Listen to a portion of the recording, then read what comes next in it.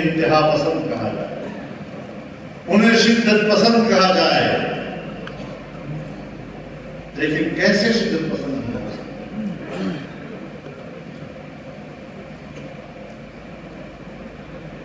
دنیا میں ایک اقرار ہے اور ایک انکار۔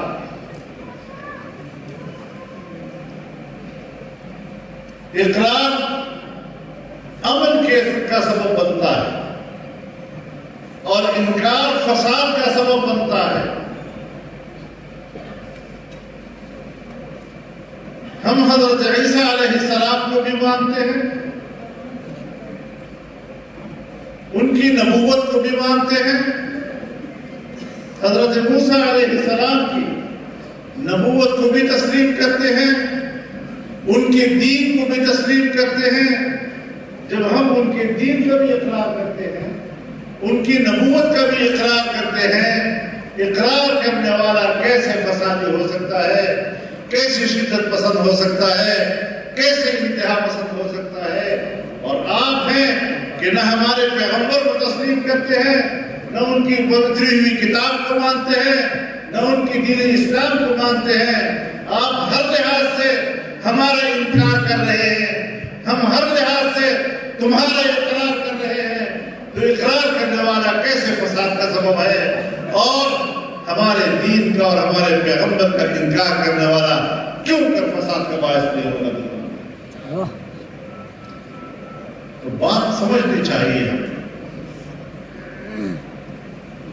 کہ رسول اللہ کا انکار کرنا، ان کے دین کا انکار کرنا، یہ سبب ہے دنیا میں فساد کا، انتہا پسندی کا، اور انسانوں کے درمیان طبقاتی تقسیم کا، مذہبی تقسیم کا، تہذیبی تقسیم کا۔ یہ چیزیں ہمیں اپنے مذہب کے حوالے سے سمجھنی چاہیے۔ رسول اللہ صلی اللہ علیہ وسلم کو جو اللہ رب العزت نے مقام عطا کیا ہے، آپ تو انبیاء سابقین جتنی بھی ہیں ان کے بھی امام ہیں۔ جب شب معراج میں آپ کو مسجد اقصیٰ لے جایا گیا، تمام انبیاء کی ارواح حاضر، آپ کی امامت میں انہوں نے نماز پڑھی۔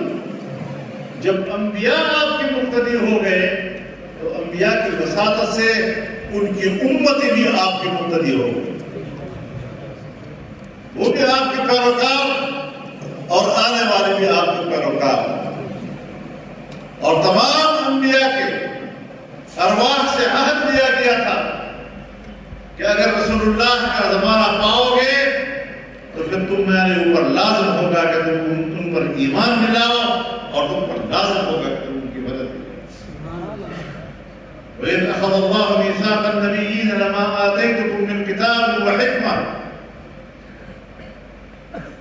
تمام انبیاء سے عہد میثاق لیا گیا۔